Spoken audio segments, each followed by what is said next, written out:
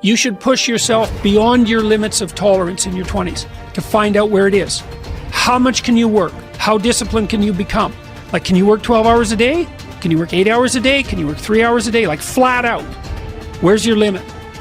And how much work can you do, and how much socialization? You should find out. Push yourself past and then back off to that point where it's optimally sustainable. It's good to think about that as a goal. It's like you're trying to discover what your limitations are when you're in your 20s so that you can hit that edge, so that you can sustain yourself across the decades. You don't want to have too much fun, right? Too much fun takes you out. It's not fun being the 40-year-old at the singles bar, precisely. So you want to make sure that what you're doing is age appropriate, and you want to push yourself in every direction that you can, but you should be doing that with an aim in mind. It's like you're trying to make yourself into a better and more competent person. And so some discipline along with the fun is a good idea. People need to know you for one major thing first. He works. He produces. The guy's there every day. The guy's pushing and shoving. Because the truth is, no matter how good your ideas are, how good your art is, or how good your skill set is, if you're not working, man, if you're not vibrating at a frequency that people say, my God, how does that guy do all that? 10x levels, massive action, tremendous work ethic that's just a muscle now, and it's just a discipline in your life, and it's a normal way. You're not going to get in that top 10%. When you're obsessed, people think you're nuts.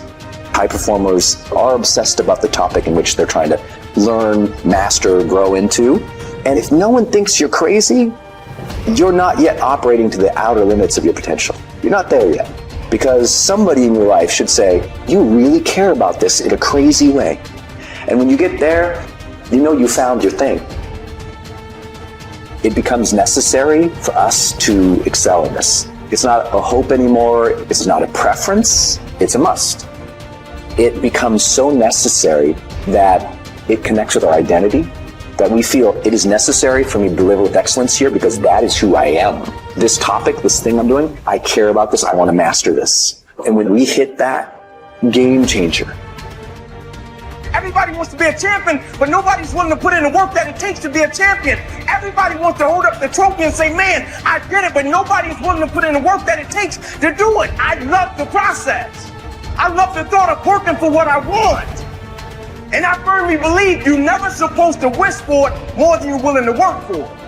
I started going to work earlier. I started being the last one to leave there. I started working harder than anybody else. The other guys could not. Why would you work so hard, Les? I've been cheating myself and my family. Wherever you are, whatever you're doing, do it with everything that you have. Develop the habit of giving more than what you're paid for. Develop the habit of setting standards that others will be measured by. Do not go where the path may lead, but go where there's no path and leave a trail. When you say to someone, you're okay because of your position, that's not good enough, because you have to say, well, wait a second, you need a trajectory. And maybe you're okay if you're okay in your position and your trajectory.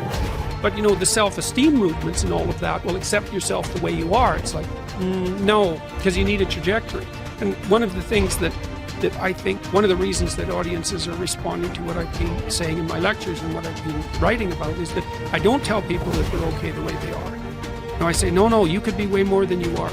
And they're relieved about that, you see, because if you're in a dark and terrible place and someone says you're okay the way you are, then you don't know what to do about that. It's right. like, no, I'm not. I'm having a terrible time and I'm hopeless. You're okay the way you are. Well, then what? What? That's it? That's where I am? And what do you want to tell a young person? You're 17. You're okay the way you are. It's like, no, you're not.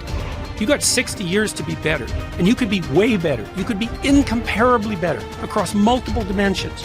And in pursuing that better, that's where you'll find the meaning in your life. And that will give you the antidote to the suffering. Personal development is truly the key to the good life.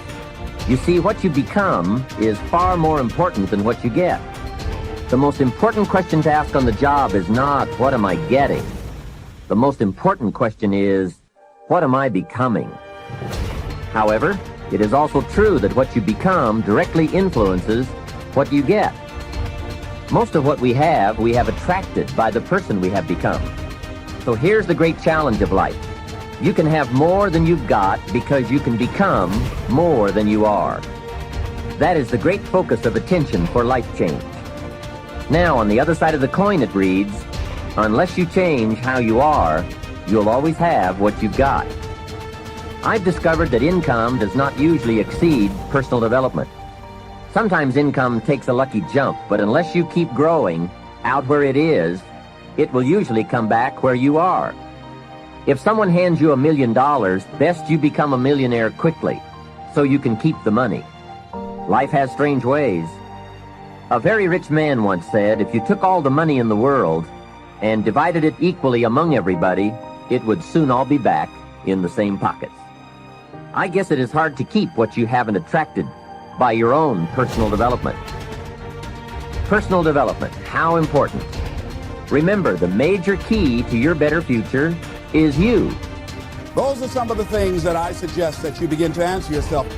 Now, here are some things that I suggest that you begin to look at working on to develop your character. Some things that will give you some personal strength. Webster says character building activities. He says character, the pattern of behavior or personality found in an individual or group. Moral strength, self-discipline, fortitude. That's what's going to be required in order to begin to manifest your greatness. Now, looking at yourself, one of the things I'm suggesting you look at, what is it that you need to be in the process of doing more of or less of? Like being more direct. So I used to have a problem of not telling people what I actually thought because I didn't want to hurt anybody's feelings. Saying no without feeling guilty. More focused. So I used to be the jack of all trades and master of none. Used to do a lot of things. One year I decided to do one thing well. I looked at all of my talents and I decided the strongest one, my ability as a speaker, that's the one I'm going to focus on. But I'm capable of doing a lot of other things. But only when I decided to focus did I begin to reap the rewards of my talent. And then after you do that, you can begin to expand and use the other talents that you have. Deciding to keep your word. If you just decide, I'm going to keep my word. If I say something, I'm going to do it regardless. Being more considerate. More trusting. More disciplined. Being less fearful. Being more adventurous. Find something that you can look at your life that you say, hey, I know I've got a problem in this area. Being late. I need to take care of that. Procrastinating. I need to deal with that. Not taking care of business. Being seriously not serious. Creating an imbalance in my life where I'm spending more time looking at television or having social fun and not spending enough time working on me. See, most people, ladies and gentlemen, spend more time working on their jobs than they spend working on themselves. They work harder on their jobs than they work on themselves. And whatever we achieve in life, whatever we create, whatever we're able to manifest comes out of the human mind. Now, I want you to think about 5 things that if you had the courage to do them, it will give you a feeling of satisfaction and self-respect.